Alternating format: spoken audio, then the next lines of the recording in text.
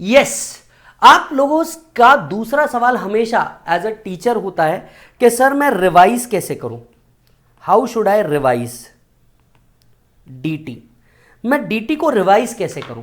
Almost ऐसा हो सकता है कि आप लोगों ने अलग अलग टीचर्स से पढ़ा होगा, हम सभी ने अलग अलग टीचर्स से पढ़ा होगा, और हर टीचर को पढ़ाने का तरीका बिल्कुल अलग अलग होता है।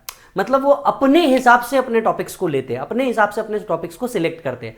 अब इसको रिवाइज कैसे किया जाए, क्योंकि जो भी आपको रेगुलर क्लास के मटेरियल मिले होंगे ये लिटिल बल्कि होंगे, जो एग्जाम से पहले प्रिफरेबल नहीं हो पाते, राइट।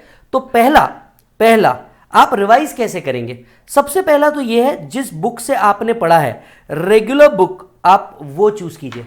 रेगुलर बुक के अंदर में आप जब भी पढ़ रहे हैं, इसमें से इंपॉर्टेंट नॉन इंपॉर्टेंट या तो आपको टीचर ने मार्क करा के दिया होगा, या तो फिर आप खुद भी देख करके समझ जाएंगे कि भैया ये रेलेवेंट है या नहीं है। इतना अंडरस्टैंडिंग हम सब में होता है। तो सबसे पहले आप अपना रेगुलर बुक ले लीजिए। मान लीजिए रेगुलर बुक आपके पास अवेलेबल नहीं है, तो आपके पास कोई शॉर्ट नोट्स होगा तो आप वो देख लीजिए। आपके पास इसका कोई शॉर्ट नोट्स है क्या, जैसे अगर मैं मेरी बात करूं तो फास्ट ट्रैक बुक या क्विक बुक जो डीटी की है वो है क्या, आप वो देख लीजिए। या फिर आपके पास चार्ट्स है तो सबसे बेस्ट चीज है आप चार्ट से रिवाइज कीजिए, क्योंकि रेगुलर में आपके कंसेप्ट्स आपको पता चल गए होंगे। आप चार्ट उठाइए, चार्ट उठा करके आप क्या कीजिए, फटाफट उस पॉइंट को रिवाइज कीजिए।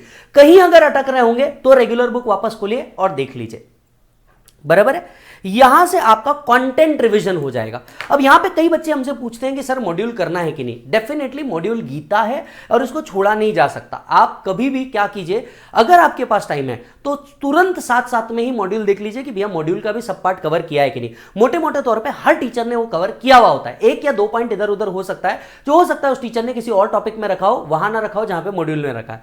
तो आप देख लीजिए मोटे मोटे तौर पर सारी चीजें कवर है या नहीं, और बस इसका क्विक ले लीजिए। मॉड्यूल से आपको एक चीज जो जरूर करनी है वो है क्वेश्चंस, उसको आप देख लीजिएगा वो आपने सॉल्व किया है या नहीं। तो या तो रेगुलर बुक, अगर आप इससे कंफर्टेबल है तो या तो शॉर्ट नोट्स, या टीचर ने अकॉर्डिंगली चार्ट्स दिए हैं तो चार्ट्स का सबसे पहला प्रेफरेंस इसको दीजिएगा, सेकंड प्रेफरेंस इसको दीजिएगा, और थर्ड प्रेफरेंस इसको दीजिएगा। यस, जहां अटके वहां रेगुलर बुक में चले जाना, कोई प्रॉब्लम नहीं है। डन। इसके बाद अब टॉपिक कैसे सिलेक्ट किया जाए, टॉपिक कैसे सिलेक्ट किया जाए रिवाइज करने के लिए। टॉपिक कैसे सिलेक्ट किया जाए रिवाइज करने के लिए, बड़ा सिंपल है सर। यहां पे आप सबसे पहले तो बेसिक्स उठाइए। कोई भी सब्जेक्ट का आप सबसे पहले क्या उठाइए मालिक, बेसिक उठाइए। बेसिक से आपकी बहुत ज्यादा ग्रोथ होने वाली है, ठीक है। पूरा बेस ही यहीं पे है, तो बेसिक से आप क्या कीजिए, उठाइए टॉपिक को। इसके बाद टीचर्स पैटर्न फॉलो कीजिए। हर टीचर अपने एक पैटर्न में उस क्लास को कंप्लीट करता है, तो आपके टीचर ने भी क्या किया होगा, कोई पर्टिकुलर पैटर्न के अंदर में उस चीज को सॉल्व किया होगा, कोई पर्टिकुलर पैटर्न के अंदर में उस चीज को सॉल्व किया होगा। तो आपको भी बिल्कुल उसी पैटर्न के अंदर में जाना है, राइट। जैसे अगर मैं बात करूं कि मैंने आपको लेट्स से एक सीरीज के अंदर में पढ़ाया, पहले बेसिक्स पढ़ाया, फिर फिर आपको रेसिडेंशियल स्टेटस पढ़ाया है, या इन फॉर दैट मैटर पहले असेसमेंट्स पढ़ाया है, तो आप बिल्कुल उसी सीक्वेंस के अंदर में जाइए जिस सीक्वेंस में टीचर ने रखा है। रीजन मीन टीचर ने उस चीज को कनेक्टेड रखा होगा। हर टीचर का अपना एक मैकेनिज्म होता है पढ़ाने का, तो उसको उन्होंने क्या रखा होगा, कनेक्टेड रखा होगा। तो बिल्कुल टीचर्स पैटर्न के अंदर में जाइए, राइट। और आप एक एक टॉपिक को उठाइए, उसका चार्ट रीड कीजिए। चार्ट रीड करने के साथ साथ आप उसके क्वेश्चंस को कंप्लीट कीजिए। अब रिवाइज करते वक्त जैसे ही आपने चार्ट से रिवीजन कर लिया, अब आती है बात क्वेश्चन सॉल्विंग की। क्वेश्चन सॉल्विंग के लिए आपके पास दो चीजें होंगी, एक होगा आपका रेगुलर बुक और दूसरा होगा आपका क्वेश्चनर। एक होगा आपका रेगुलर बुक, दूसरा होगा आपका क्वेश्चनर। रेगुलर बुक में हर टीचर ने हर टॉपिक के अंदर में इंपॉर्टेंट नॉन इंपॉर्टेंट जरूर करके रखे होंगे, या आपने भी सॉल्व करते वक्त जब टीचर के साथ आप सॉल्व कर रहे होंगे आपने इंपॉर्टेंट रखे होंगे। एक दो बेसिक सॉल्व करना, क्योंकि बेसिक के 8-10 क्वेश्चन होते हैं, एक दो बेसिक सॉल्व करना और सीधा आपको कहां जंप करना है, इंपॉर्टेंट पे जंप करना है। और रही बात क्वेश्चनर की, तो क्वेश्चनर को 50-50 रेशो पे आप डे लेंगे। 50 सॉल्व करेंगे, 50 अनसॉल्व करके आप स्ट्रेट अवे उसका ऑडिट करेंगे कि हाँ ये किस तरीके से आया, ये किस तरीके से आया, ये किस तरीके से आया। Solving is a must important part in every revision. अगर आप सिर्फ प्रोविजन रिकॉल कर रहे हैं, आप जा रहे हैं पीजीबीपी के सारे प्रोविजन पढ़ लिए और क्वेश्चन आंसर सॉल्व नहीं किए, आपने रिविजन नहीं किया, सिर्फ इंग्लिश रीड किया है। आपने कोई रिविजन नहीं किया, आपने सिर्फ इंग्लिश रीड किया, और इंग्लिश रीड करना गलत है। इंग्लिश रीड करना गलत है, क्योंकि इससे आपको कोई आउटपुट नहीं मिलने वाला। तो टॉपिक का जैसे ही आप टीचर्स पैटर्न में आपने रिवाइज कर लिया, इसके बाद आप चार्ट्स पे गए, चार्ट्स में जाकर के प्रोविजन रिकॉल कर लिया। आपका सबसे इंपॉर्टेंट, जब हम रिवीजन की बात करते हैं, every teacher mean and include question solving. आप रिवीजन जब कर रहे हैं, क्वेश्चन सॉल्विंग। अच्छा, ऐसा भी हो सकता है जब आप क्वेश्चन सॉल्व कर रहे हो, ऐसा कोई पॉइंट होगा जो शायद चार्ट में मिसिंग होगा, आप जाना उसको रेगुलर बुक से पढ़ लेना, कोई प्रॉब्लम नहीं। वो एक आध क्वेश्चन के लिए ना आप ज्यादा टाइम वेस्ट मत करना, आप जाना रेगुलर बुक उठाना, रेगुलर बुक से पढ़ना चालू कर देना, क्वेश्चनर उठाना, 50-50 के अंदर में सॉल्व करना चालू कर देना। सॉल्विंग में आपकी एक और चीज होनी चाहिए, वो है आरटीपी और एमटीपी। जब भी आरटीपी एमटीपी आता है, जब भी आरटीपी एमटीपी आता है, आपको इसको क्या करना है, सॉल्व करना है।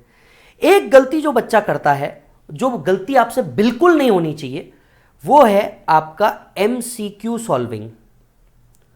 वो है आपका एमसीक्यू सॉल्विंग।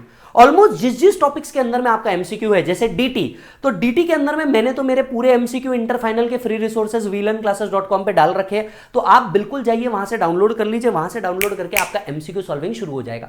वहां से डाउनलोड करके आपका एमसीक्यू सॉल्विंग शुरू हो जाएगा, तो बिल्कुल एमसीक्यू आप क्या करो, सॉल्व करो। ये बिल्कुल गलती मत करना। तुरंत जो टॉपिक आपने उठाया है, रेगुलर बुक से सिर्फ इसके इंपॉर्टेंट क्वेश्चन, क्वेश्चनर से 50% क्वेश्चन, आरटीपी एमटीपी जब आएगा तब देखना, लेकिन एमसीक्यू उसके तुरंत सॉल्व कर देना। हर टीचर ने अपनी बुक के अंदर में मोस्टली हो सकता है 100 से ज्यादा एमसीक्यू रखे उस पर्टिकुलर टॉपिक के ऊपर। आपने क्या करना, एमसीक्यू सॉल्व करते वक्त 30-70 अप्रोच रखना, 30-70 अप्रोच रखना। 30 को आप ईमानदारी से सॉल्व करोगे, क्योंकि आपको अगर कोई भी टॉपिक पर 50, 60, 100 एमसीक्यू दे दिया, it is not really possible कि आप इतने सॉल्व करो। 30% को आप सॉल्व करोगे, 30% को आप क्वेश्चन रीड करना, आंसर डिटरमाइन कर लेना, पीछे से आंसर देख लेना, काम खत्म। तो इसका आंसर प्लस बैंक चेक कर लेना कि इसका आंसर सही है क्या। आप अपने मन में इसका आंसर ले लेना, इसका आंसर आना ये चाहिए, पीछे से देख लेना, काम खत्म, टिक करके आगे बढ़ जाना। कुछ एमसीक्यू ऐसे होंगे जिसका आपने जवाब दिया लेकिन आंसर सही नहीं आया होगा, उसको इंपॉर्टेंट मार्क करके रख लीजिए। एग्जाम से पहले जब आप रीड आउट करेंगे तो सिर्फ इंपॉर्टेंट वाले रीड आउट करना, बाकी सब छोड़ देना। सिर्फ इंपॉर्टेंट वाले रीड आउट करना, बाकी सब छोड़ देना। Are you getting it? So charts लीजिए, उसमें से टीचर पैटर्न फॉलो कीजिए जो उन्होंने फॉलो किया है अपने क्लास के अंदर में। क्वेश्चन उठाइए, रेगुलर बुक से इंपॉर्टेंट, क्वेश्चनर को 50-50 में डालिए, आरटीपी एमटीपी जब आएगा तब सॉल्व करना ईमानदारी से, और एमसीक्यू को 30-70 पैटर्न के अंदर में फॉलो करो, आपका काम आसानी से हो जाएगा। इसके बाद ईमानदारी से, जैसे आपके 2-3 टॉपिक होते हैं, तो इसके बाद हर टीचर ने अपने टेस्ट पेपर्स रखे होंगे, क्लास में कोई टेस्ट पेपर हुए होंगे, या किसी भी टीचर के कोई टेस्ट पेपर अवेलेबल है। यस, अब जैसे मैंने फ्री में मेरे टेस्ट पेपर्स डाल रखे हैं इंटर और फाइनल के फ्री रिसोर्सेज vlearnclasses.com पे, तो आप इन टेस्ट पेपर्स को क्या कीजिए, सॉल्व कीजिए। कब आप सॉल्व करेंगे, जैसे ही आपके 2-3 टॉपिक खत्म हो जाते हैं, चेक कीजिए उन टॉपिक्स का आपको क्या दिया हुआ है, टेस्ट पेपर दिया हुआ है क्या। तो ये टेस्ट पेपर, जाइए टेस्ट पेपर दिया है तो इसको सॉल्व कर लीजिए, जितना होगा उतना सॉल्व कीजिए। ऐसा नहीं है कि आप सॉल्व कर रहे हैं, एक आधी क्वेश्चन नहीं आ रहा है तो आपने छोड़ दिया, ये गलती बिल्कुल मत करें। जितना पॉसिबल है उतना सॉल्व करें, और एक टाइम लगा करके करें, एक टाइम लगा करके करें कि भैया मेरे को ये टेस्ट इतने देर में क्या करना है, सॉल्व करना है। तो एक टाइम लगा करके आप टेस्ट सॉल्व कीजिए। इससे होगा क्या कि आपका कॉन्फिडेंस बढ़ेगा, या कॉन्फिडेंस नहीं भी बढ़ा, कहीं अटक भी गए, तो जितना आ रहा है उतना सॉल्व कीजिए। आपको आपकी गलतियां पता चल जाएगी, यार ये पर्टिकुलर पॉइंट है जिसको मैं मिस आउट कर रहा हूं। तुरंत चार्ट में जाइए, उस कंसेप्ट को रीड कीजिए और अप्लाई करने की कोशिश कीजिए, पर टेस्ट दीजिए। जितने भी रैंक आए, अभी जितने हमारे रैंक आए हैं, इन सभी रैंकर्स में एक चीजें कॉमन थी, उन सभी ने टेस्ट दी, उन सभी ने टेस्ट दी। आपने कभी देखा है कि हम वर्ल्ड कप के लिए चले गए विदाउट एनी प्रैक्टिस? नहीं होता ना। तो आप भी जब अपना करियर सेट करने जा रहे हैं विदाउट प्रैक्टिस चले जाएंगे तो ये बहुत गलत होगा। तो यस, आपको टेस्ट पेपर जो रिलेवेंट टीचर ने दिया है इसको जरूर सॉल्व करें, ताकि आपको इसका बेनिफिट बहुत अच्छे से मिल जाए। So this is how you should revise DT और any subject you are having, any subject you are having. Yes, ये चीजें आपको जरूर करनी है। डन मालिक? That's it.